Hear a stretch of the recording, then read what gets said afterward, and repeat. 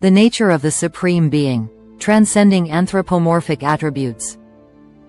The concept of a supreme highest being, commonly referred to as God, has been a central focus of human inquiry across cultures, religions, and philosophical traditions for millennia. In attempting to describe this ultimate reality, humans often resort to anthropomorphism, ascribing qualities such as love, mercy, and justice to God. These attributes, rooted in human experience, make the divine accessible but risk reducing an infinite, transcendent being to a mere projection of human nature. This essay argues that attributing human characteristics to God is philosophically and theologically problematic, as it confines the divine to finite, human categories. Instead, we should seek to understand God's true attributes through approaches that honor divine transcendence, drawing on philosophical arguments, theological insights, cross-cultural perspectives, and contemporary reflections to illustrate why and how we should move beyond anthropomorphism. The anthropomorphic impulse, why we humanize God. Anthropomorphism, the tendency to attribute human characteristics to non-human entities, is a natural human inclination, particularly when grappling with the abstract concept of a supreme being. Across religious traditions, God is often depicted in terms that resonate with human experience. In Christianity, God is described as a loving Father, John chapter 3 verse 16, who shows mercy to sinners, Psalm chapter 51 verse 1, and upholds justice, Isaiah chapter 30 verse 18.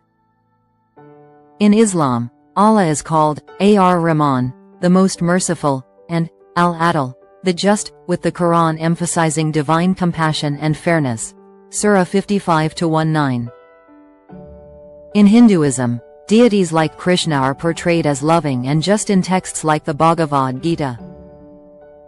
These descriptions make God relatable, offering a framework for devotion and moral guidance.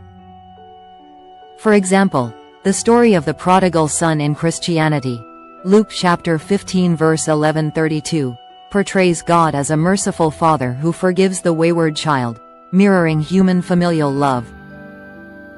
Similarly, in the Hindu epic Ramayana, Lord Rama's justice in upholding dharma reflects human ideals of righteousness. Such narratives serve a pedagogical purpose, making divine principles accessible through familiar emotions and roles. However, this anthropomorphic approach has limitations. By describing God in human terms, we risk projecting our finite, context-bound experiences onto an infinite being. Love, in human terms, often involves emotional attachment or desire. Mercy implies a response to offense, and justice requires balancing moral scales. These concepts are inherently tied to human social structures, temporality, and imperfection, qualities that many traditions argue are inapplicable to a transcendent God. As the 13th century theologian Thomas Aquinas argued in Summa Theologica, God is actus purus, pure actuality, without potentiality or limitation, making human attributes inadequate to describe divine essence. Philosophical critiques of anthropomorphism. Philosophical traditions across cultures have long critiqued the anthropomorphic conception of God. In the Western tradition, Baruch Spinoza's Ethics, 1677, presents God as Deus sive natura, God or nature, an impersonal, infinite substance that operates according to rational necessity. For Spinoza, emotions like love or justice imply change and intentionality, which are incompatible with an eternal, unchanging reality. He argued that anthropomorphic descriptions stem from human imagination, not reason, and obscure the true nature of God as the causal order of the universe. In the Eastern tradition, Advaita Vedanta, a non-dualistic school of Hindu philosophy, distinguishes between Saguna Brahman, Brahman with qualities, and Nirguna Brahman, Brahman without qualities. The 8th century philosopher Adi Shankaracharya emphasized that attributes like love or justice belong to Saguna Brahman, a lower, conditioned form used for devotional purposes. The true Brahman, however, is Nirguna, beyond all qualities, describable only as Sat Chit Ananda, being consciousness bliss. For example, the Upanishads describe Brahman as neti, neti, not this, not that, negating all human categories to point to a reality beyond comprehension. Immanuel Kant's Critique of Pure Reason, 1781, further underscores the limits of human cognition in describing God. Kant argued that our understanding is shaped by categories like time, space, and causality, which do not apply to the divine as a noumenal reality, the thing in itself. When we call God loving or just, we impose these categories, creating a distorted image shaped by human perception rather than divine truth. For instance, describing God as a just judge implies a temporal process of judgment, which conflicts with the idea of an eternal, omniscient being. The 20th century philosopher Ludwig Wittgenstein, in his Tractatus Logico-Philosophicus, 1921, suggested that language itself limits our ability to describe the divine. He famously wrote, "Whereof one cannot speak, thereof one must be silent." Proposition 7. Attributing human qualities to God, for Wittgenstein, risks reducing the ineffable to mere words, which are inherently inadequate. Theological perspectives on divine transcendence. Theological traditions also grapple with the tension between anthropomorphism and divine transcendence. In Christianity, the via negativa, negative theology, emphasizes describing God by what he is not. The 5th century mystic Pseudo-Dionysius the Areopagite argued that God transcends all human concepts, including love, mercy, and justice. He described God as super-essential, beyond essence and attributes. For example, divine love is not an emotion but the act of creation itself, sustaining all existence. Aquinas echoed this, noting that God's love is his will to bring about the good of all beings, not a sentimental attachment. In Islamic theology, the principle of Tawhid, the oneness of God, underscores Allah's absolute uniqueness. The Quran states, "There is nothing like unto him," Surah 42-11, rejecting any likeness between God and creation. The 99 names of Allah, such as the Merciful, or the Just, are understood as attributes of action, not essence. The 11th century theologian Al-Ghazali argued that these names accommodate human understanding, but God's true nature remains beyond comprehension.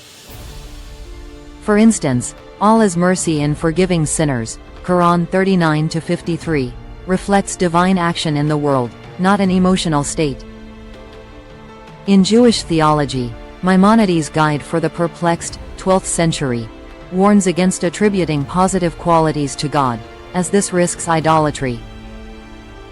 Maimonides advocated negative theology, asserting that we can only say what God is not, e.g., not unjust, not unloving. He used the example of God's anger in the Torah, such as in the story of the golden calf, Exodus chapter 32, to argue that such language is metaphorical, reflecting human perception of divine action rather than God's essence. In the Sikh tradition, the Guru Granth Sahib describes God, Waheguru, as Ik Onkar, one supreme reality, formless and beyond human qualities. While God is described as compassionate, this is understood as a divine act of grace, not a human-like emotion. For example, the Mool Mantar emphasizes God's transcendence, stating, "Truth is his name," prioritizing eternal truth over anthropomorphic attributes. The problems with anthropomorphic attributes. Attributing human characteristics like love, mercy, and justice to God poses several philosophical and theological challenges. Finite nature of human attributes. Human love often involves attachment, desire, or reciprocity, which imply need or change. If God is self-sufficient and immutable, as asserted by traditions like Christianity, Summa Theologica, I. Q 20, and Islam, Quran 112-2, such attributes are incompatible. For example, a loving God who desires human worship suggests a lack, contradicting divine perfection. Theological paradoxes. Anthropomorphism creates paradoxes, such as the problem of evil. If God is loving, merciful, and just, why does suffering exist? The 18th century philosopher David Hume highlighted this in his dialogues concerning natural religion, questioning how a just God could allow innocent suffering, such as natural disasters. If we redefine divine justice as cosmic order rather than human retribution, the paradox diminishes, but this requires abandoning anthropomorphic language. Utilitarian view of God. Describing God as a loving or just being risks reducing the divine to a means for human ends, such as granting mercy or delivering justice. For example, prayers for divine intervention often assume God operates like a human judge or parent, undermining the reverence due to a transcendent being. Paul Tillich, in The Courage to Be, 1952, argued that God is the ground of being, not a cosmic servant, emphasizing divine otherness. Cultural bias. Anthropomorphic attributes reflect cultural and temporal biases. For instance, justice in ancient Israelite society, e.g., an eye for an eye, Exodus chapter 21 verse 24, differs from modern notions of restorative justice. Attributing human justice to God risks anchoring the divine in specific cultural frameworks, limiting its universality. Seeking God's true attributes. To understand God's true nature, we must move beyond anthropomorphism, drawing on several approaches. Negative theology. Via negativa. By negating human qualities, we preserve divine transcendence. Maimonides, for instance, suggested that saying God is not unjust is more accurate than saying God is just. This approach is evident in the Hindu Upanishads, which describe Brahman as neti, and in Christian mysticism, where Meister Eckhart spoke of the Godhead beyond attributes. Analogical language. Aquinas proposed that human terms can be used analogically, acknowledging their limitations. God's love, for example, is not emotional but the act of sustaining creation. This is seen in the Christian doctrine of creatio ex nihilo, where God's act of creation is an expression of divine will, not human affection. Mystical contemplation. Mystical traditions emphasize direct experience of the divine. In Sufism, Rumi's poetry describes God as the beloved, a metaphor for a reality beyond emotional love. Similarly, Eckhart's concept of the soul's union with God transcends human categories, focusing on existential unity. For example, Rumi's verse, "Beyond ideas of wrongdoing and right-doing, there is a field. I'll meet you there," points to a divine reality beyond justice or mercy. Cross-cultural perspectives. Non-theistic traditions offer insights. In Buddhism, shunyata, emptiness, suggests that ultimate reality lacks inherent qualities, challenging anthropomorphic conceptions. While not equivalent to God, this perspective encourages us to rethink divine attributes as non-human. Similarly, the Taoist concept of the Tao as the ineffable source of all things avoids anthropomorphism, describing it as the way that cannot be named, Tao Te Ching, ch. 1. Scientific and philosophical synthesis. Contemporary thinkers like Alfred North Whitehead, in Process and Reality, 1929, propose a process theology where God is the creative advance of the universe, not a being with human emotions.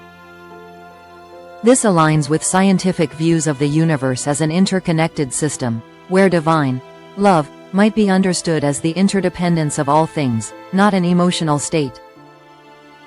Practical implications for spirituality and society.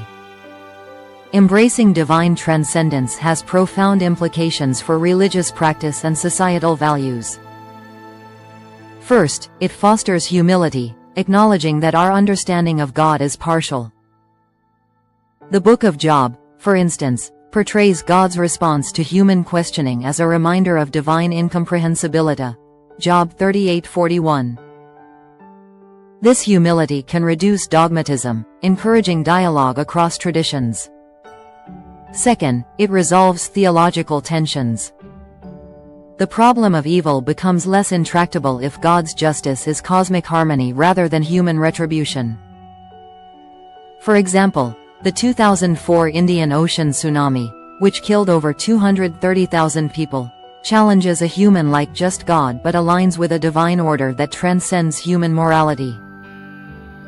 Third, it promotes inclusivity. Recognizing that all descriptions of God are approximations allows traditions to coexist without claiming exclusive truth.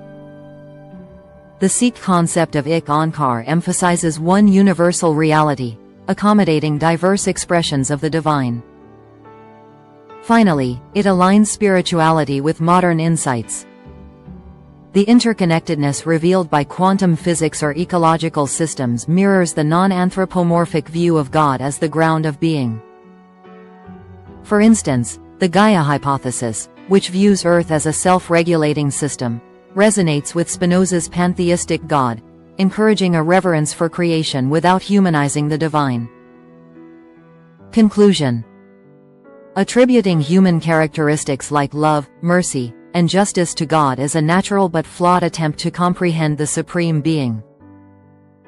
Philosophical critiques from Spinoza, Kant, and Shankaracharya, alongside theological insights from Aquinas, Al-Ghazali, and Maimonides, highlight the limitations of anthropomorphism, which risks reducing God to a finite, human-like entity.